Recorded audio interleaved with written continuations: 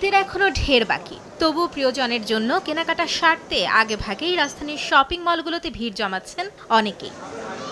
কেউ কেউ এসেছেন একটু যাচাই বাছাই করতে, কেউ বা এসেছেন এবারের ঈদ কালেকশনের সমাহার দেখতে।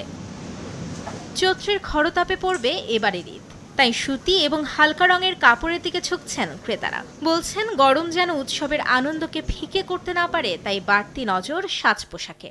সবসময় সুতি প্রেফার করি, তো দেশাল বা আড়ং থেকেই জামা যেটা কমফোর্টেবল সেটাই নিই।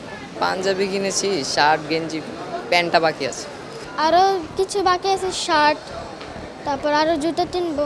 যেহেতু সামনে সামার আসতেছে, তো তারা সামারের জন্য বেশিরভাগ কটনটাকে প্রেফার করতেছে, তো আমরাও সেই অনুযায়ী অনেক কটনের প্রোডাক্ট উঠাচ্ছি এবং তারা সেটাকেই চুজ করতেছে।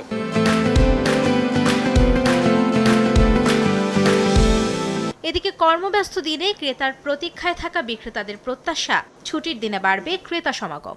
আমি কিছু ইউনিক ডিজাইন করতে যাচ্ছি, যেটার মাধ্যমে মানুষ স্বাচ্ছন্দ্য বোধ ফিল করবে বেশি, আর মানুষ অ্যাট্রাকটিভ কিছু কালেকশনও পাবে আমার কাছ থেকে। মার্কেট জমে ওঠেনি, ইনশাল্লাহ আমরা আশা রাখছি যে শুক্রবার থেকে মার্কেটটা জমবে, তো এই আশায় আমরা সব ব্যবসায়ীরা বসে আছি। যত দিন ঘনিয়ে আসবে ততই নতুন নতুন ঈদ কালেকশন এবং ছাড়ের ব্যবস্থা থাকবে বলেও জানিয়েছেন বিক্রেতারা। মাইমুনা হায়দার চৌধুরী, সময় সংবাদ, ঢাকা।